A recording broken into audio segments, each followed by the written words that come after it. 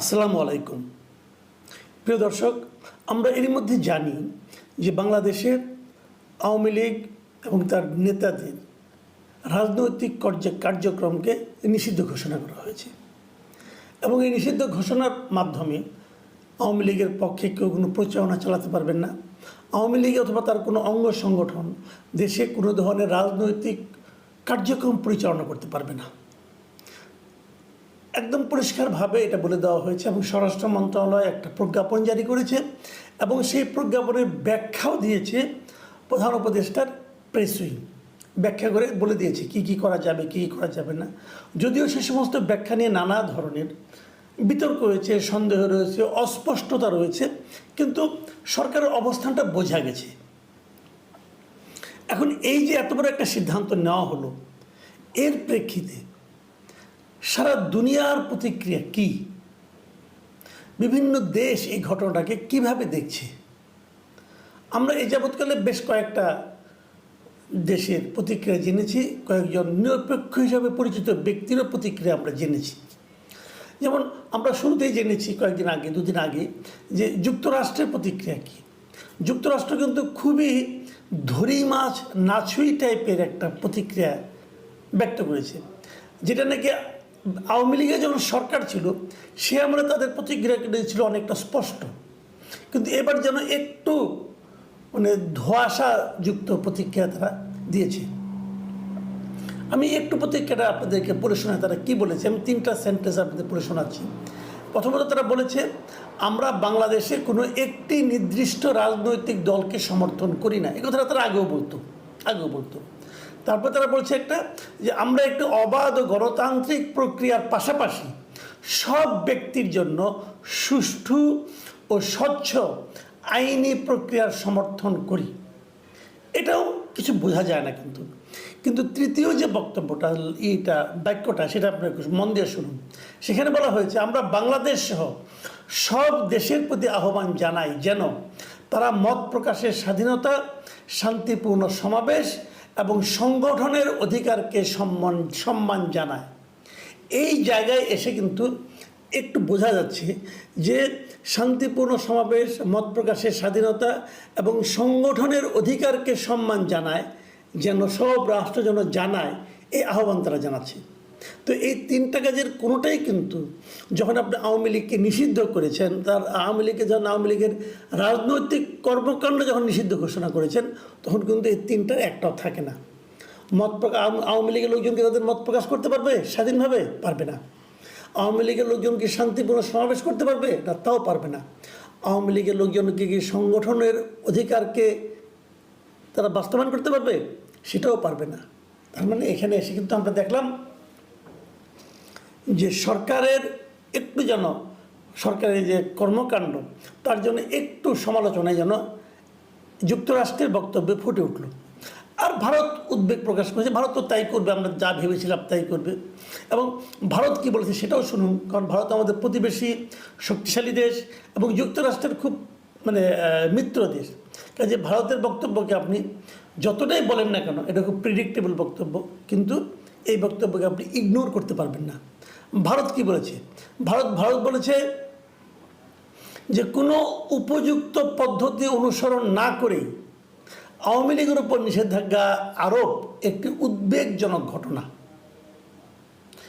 এবং সেখানে ভারতের যিনি পররাষ্ট্র মন্ত্রণালয়ের যিনি মুখপাত্র রণধীর জয়সওয়াল, তিনি আরও বলেছেন যে বাংলাদেশে গণতান্ত্রিক স্বাধীনতা যেভাবে খর্ব করা হচ্ছে এবং রাজনৈতিক পরিসর পলিটিক্যাল স্পেস সংকুচিত হয়ে আসছে, তাতে একটি গণতান্ত্রিক দেশ হিসাবে ভারত স্বভাবতই উদ্বেগ বোধ করছে। তার মানে ভারতও বিষয়টাকে খুব একটা বেশ ভালোই সমালোচনা করেছে আওয়ামী লীগকে নিষিদ্ধ করার ঘটনাটা। আমি যেটার উপরে বেশি গুরুত্ব দিব আজকে, সেটা হলো আমাদের আরেকটা প্রতিবেশী দেশ, কাছের দেশ, আমাদের জন্য এই মুহূর্তে একটা গুরুত্বপূর্ণ দেশ। আমাদের অনেক দেশে অনেক নাগরিকই ওই দেশটা দিকে তাকিয়ে থাকে, সেটা হলো পাকিস্তান। পাকিস্তানের ডন পত্রিকা, ডন হলো পাকিস্তানের সবচেয়ে, আমি মনে করি, যে প্রভাবশালী ইংরেজি দৈনিক। সে ডন পত্রিকার তাদের সম্পাদকীয়তে বাংলাদেশ সম্পর্কে কি বলেছে এই নিষেধাজ্ঞার ব্যাপারটা নিয়ে, এবং তারা সেই সম্পাদকীয় শিরোনাম করেছে ক্রস রোডে বাংলাদেশ। মানে বাংলাদেশ এখন একটা ক্রস রোডে আছে, মানে ডানে বামে সামনে পেছনে সব দিকে যেতে পারে। এবং সেখানে তারা খুবই গুরুত্বের সঙ্গে যে কথাগুলি বলেছে, আমি আপনাদের এগুলো পড়ে শোনানোর লোভ সামলাতে পারছি না। আমি আপনাকে মানে মোটামুটি একটা সরল বাংলা বলছি আর কি। ডনের সম্পাদকীয়তে বলা হয়েছে, সাম্প্রতিক ঘটনাবলী প্রতিশ্রুত নির্বাচনের বিশ্বাসযোগ্যতার উপর ছায়া ফেলেছে। আওয়ামী লীগের নিবন্ধন স্থগিত ও নির্বাচনে দলটির অংশগ্রহণ স্থগিত করার সিদ্ধান্ত উদ্বেগজনক। তারা আরেক জায়গায় লিখেছেন যে সাবেক প্রধানমন্ত্রী শেখ হাসিনা ও তার দলের বিরুদ্ধে অভিযোগ কতটা গুরুতর সেটা কোনো ব্যাপার নয়, কিন্তু বিশ্বাসযোগ্য নির্বাচন অংশগ্রহণমূলক হওয়ার দাবি রাখে। তার মানে হাসিনার ব্যাপারে কতটুকু অভিযোগ আছে সেটা কতটা গুরুতর এটা ইম্পর্টেন্ট না। ইম্পর্টেন্ট হলো আপনি যদি একটা বিশ্বাসযোগ্য নির্বাচন করতে চান তাহলে সেই নির্বাচনটা অংশগ্রহণমূলক, মানে যেটাকে আমরা বলি পার্টিসিপেটরি, অংশগ্রহণমূলক নির্বাচন, এটা জরুরি। কিন্তু যদি আপনি আওয়ামী লীগকে বাদ দেন তাহলে অংশগ্রহণমূলক হবে কীভাবে? হতে তো পারবে না। এই কথাটা কিন্তু ডন পত্রিকার সম্পাদকীয়তে বলা হয়েছে। ডনের সম্পাদকীয়তে আরও বলা হয়েছে যে আওয়ামী লীগ সম্পর্কে বলা হয়েছে যে এই দলটা মানে রাজনৈতিক দৃশ্যপট থেকে আওয়ামী লীগকে মুছে ফেলা যাবে না।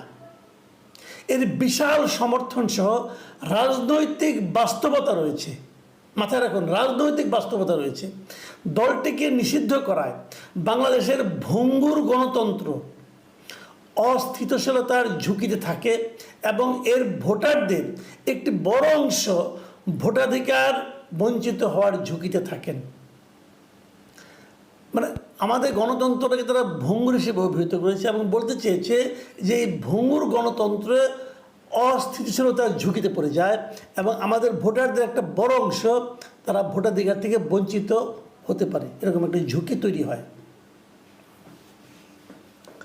এখানে ভারত যে আমাদের বিরোধিতা করছে সেই বিষয়েও তারা ভারতের একটু সমালোচনা করে বলেছে, ওই বাস্তবতাটি বলেছে যে এই নিষেধাজ্ঞার বিরোধিতায় ভারতের হয়তো নিজস্ব স্বার্থ থাকতে পারে, কিন্তু বাস্তবতা হলো একটি বড় রাজনৈতিক শক্তিকে বাদ দিলে কেবল পক্ষপাতের অভিযোগকে উস্কে দেবে, রাজনৈতিক বিভাজন আরও গভীর হবে। এটা এমন একটা সময় হচ্ছে যখন ঐক্য সবচেয়ে বেশি প্রয়োজন। যে কথাটা আমি নিজেও বহুবার বলেছি আপনাদেরকে যে আমাদের দেশে এই মুহূর্তে সবচেয়ে বড় দরকার হলো ঐক্য। বিভক্ত জাতি অগ্রসর হতে পারে না। আপনি যদি জাতিকে সামনের দিকে নিয়ে যেতে চান তাহলে একটা ঐক্যবদ্ধ জাতি দরকার। ডন তার সম্পাদকীয়তে এই কথাটাই বলেছে যে এই সময়ে বাংলাদেশের জন্য সবচেয়ে বড় প্রয়োজন হলো ঐক্য, এবং সেই ঐক্যটাকে ক্ষতিগ্রস্ত করার মতো একটা বাস্তবতা এই নিষেধাজ্ঞার মাধ্যমে তৈরি হয়েছে। আরেকটা জায়গায় ডন বলেছে, ডনের এই সম্পাদকীয়তে বলা হয়েছে যে অন্তর্বর্তী সরকারকে অবশ্যই স্মরণ রাখতে হবে যে তাদের প্রাথমিক দায়িত্ব হলো একটি শান্তিপূর্ণ ও বৈধ উপায়ে ক্ষমতা হস্তান্তর তদারক করা। মানে তারা হস্তান্তর করবে না, কিন্তু ক্ষমতাটা শান্তিপূর্ণ উপায়ে হস্তান্তরিত হবে এই বিষয়টাকে তারা তদারক করবে। অর্থ হচ্ছে যে তারা একটা নির্বাচন অনুষ্ঠান করবে, যে নির্বাচনে সকলের অংশগ্রহণমূলক হবে, সেটা যে নির্বাচনে সবাই ভোট দিতে পারবে এবং সেই নির্বাচনের মাধ্যমে উঠে আসবে জনগণ কাকে চায়।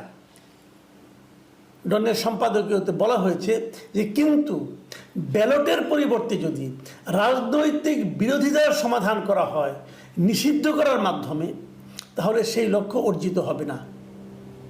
মানে যে কাজটি সরকার করেছে, একটা দলকে নিষিদ্ধ করার দিকে যাচ্ছে এবং এটা তারা করছে কি আবার রাজনৈতিক বিরোধিতার সমাধানের জন্য এটা তারা করছে। এটা যদি সরকার করে তাহলে ওই যে গণতন্ত্রের যে একটা শান্তিপূর্ণ হস্তান্তর ব্যবস্থা, সেই লক্ষ্য কিন্তু অর্জিত হবে না।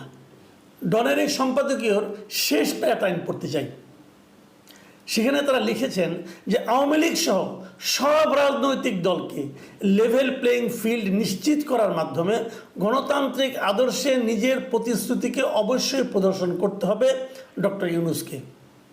নির্বাচনের জন্য একটু স্পষ্ট সময়সূচি নির্ধারণ ও রাজনৈতিক দলের অংশগ্রহণ নিশ্চিত করা শুধু পরবর্তী সরকারের বৈধতাকেই শক্তিশালী করবে না, বরং মাথায় রাখবেন, বরং সামরিক হস্তক্ষেপের বিপদ এড়াতেও সাহায্য করবে।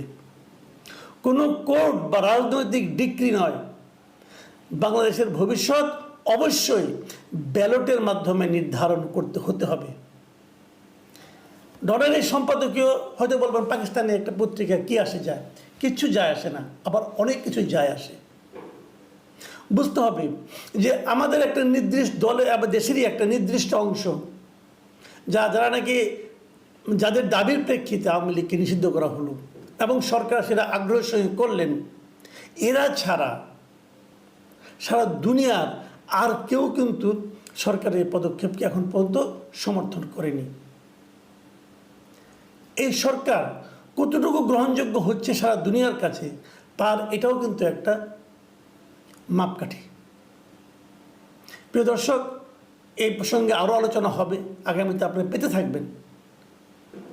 আপাতত এখন এ পর্যন্তই। আল্লাহ হাফেজ।